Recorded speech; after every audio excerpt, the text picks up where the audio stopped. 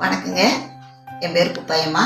நான் வந்து ஒரு தாய்மாமனுக்காக ஒரு பாட்டு பாடுறேன். மாசி பனி ரோஜா, மாசி பனி ரோஜா, மலர் வெடிக்கும் ரோஜா, மலர் வெடிக்கும் ரோஜா,